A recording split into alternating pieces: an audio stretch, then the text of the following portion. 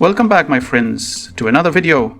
In today's episode, we are diving into Age of Origins, focusing specifically on research priorities within the game. Let's break it down. In Age of Origins, there's a crucial building known as the Academy, where you can research various technologies to advance different aspects of the game. Research is essential as it enhances your troop training speed, healing efficiency, building construction speed, and the size of your deployed armies, making it vital to approach it strategically. However, the Academy isn't the only place for research. Your city's front walls, equipped with defense towers, can also be upgraded through research to strengthen your defenses. Additionally, the garage offers research options that boost resource gathering efficiency, such as increased load levels and gathering speed, which impact how much and how quickly you can collect essential materials like food, oil, and steel. Medical research plays a key role in determining how many wounded troops you can recover instead of losing them permanently, making hospitals an important part of your strategy. The Academy itself is divided into 4 key research areas: resources, development, city defense, and military. So, you've got your resources over here, which help you with your production of your oil, your food, your steel, etc., etc. You can see your load boost here, which increases the number of troops that you can send out when you're going to farm on the map. The depot over here, that's the capacity that you can hold so that when your city gets attacked, you can hold some of your resources in the depot and they won't be able to be stolen. So it's quite useful to have that if you are in a highly PvP environment. Obviously, you can increase your food production. That's just your general food output that you can see through your various farms over here. All of these, the output that these give you can increase that on a global scale across your entire base just by researching the relevant research in relation to resources, as you can see. And you've got something forever, every single type of resource. So the load boost is quite important if you're going out and farming from the various farms out on the world map where your alliance elite farms can be quite useful. And then you've got your various production researchers that help you in-house.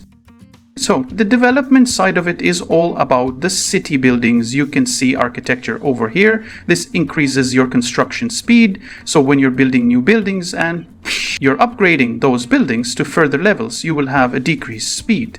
There is also the mobility now. The mobility is whenever you send out your convoys out to either attack other towns or attack monsters on the wheel map or going out to gather resources, that sort of thing, you end up using fuel. This type of research will increase the rate at which you recover your fuel. Rapid Feet over here increases your fleet speed specifically when attacking monsters on the world map, and medical facilities. This increases your maximum number of wounded people. So again, wounded army or soldiers is when you send them out to attack monsters or attack at the cities, you will have a percentage of your army get injured and die. The injured people you can recover at your hospital. This will decrease the recovery time. Now again, if you are in a PvP heavy environment or if you yourself are undertaking a lot of attacks on monsters, on world bosses, on other players, then perhaps you want to focus a little bit more on getting that these medical facilities to decrease the time in which you are recovering your units. Now, you can also increase the research speed of your technology. So if you are going very heavy on researching, which I do think everybody should. I think everybody should be researching constantly at any given time. You don't really want any downtime. This research here will actually increase the speed of which your technology research, which can be quite useful. You've also got a tax rate over here, reduces the transport taxes. So when you are sending resources to an ally, if you are sending resources from one farm to another, for example, a percentage of that will get taxed. You can research this tax rate to reduce that taxation, which is quite useful. And you've got additional researches here to help decrease the time of that wounded healing. The ratio of troops killed in battle is converted to wounded. This is also another very useful bit of research if you are conducting a lot of PvP. Okay, so when you know that building an army takes a long time, and whenever you go out and attack things and you lose units, it can be a pain to try and recover those. So this will stop you from losing so many units in those battles. Instead, they will be wounded instead of being killed, which is super, super important. One important aspect I want to touch on, which I didn't mention earlier, is the role of officers in enhancing research speed. The officers assigned to buildings within your city can significantly boost your research efficiency. For example, Doc Brown has a base ability that increases research speed. Mine is currently at 39.6%. If you're planning to focus heavily on research, it's crucial to appoint officers who specialize in boosting research speed. You can see the impact of their skills on basic research speed stats, and typically, the higher the rarity of the officer, the greater the benefit they provide. So, be strategic about assigning high-tier officers to maximize your research efficiency and stay ahead in the game.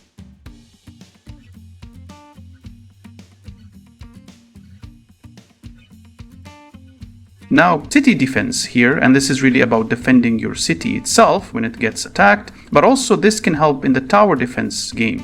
Okay, so quite useful to decrease the cooldowns on the various weapons that you have at your town.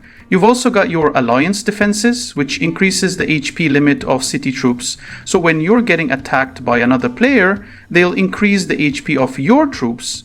And then you've got the max city defense again for those of you that are looking at towards sort of later game and want to be conducting a lot of PvP. You're probably going to make yourself some enemies. So increasing your city defense is going to be quite useful to you.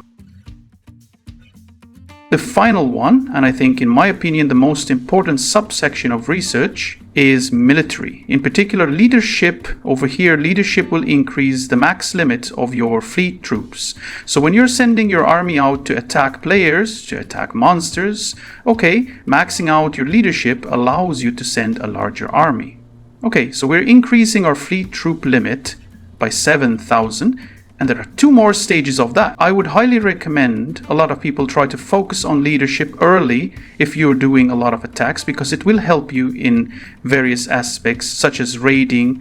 For example, raiding the city ruins with your guild. So I do find it very, very useful. You can even go down to leadership 3 as you progress through your city and increase the max level of your capital and the research center itself. You also have things like your melee weapons, which will help your melee troops.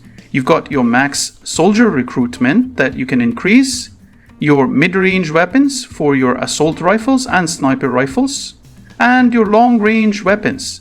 That'll be the snipers, rocket launchers, and that sort of thing. Okay, we've also got research that increases your HP and the speed at which your fleet travels, as well as various benefits to increase the health of your troops. Additionally, you can upgrade units in the workshop, which is another type of army recruitment that helps strengthen your forces over time. That's all, guys. Thank you so much for watching.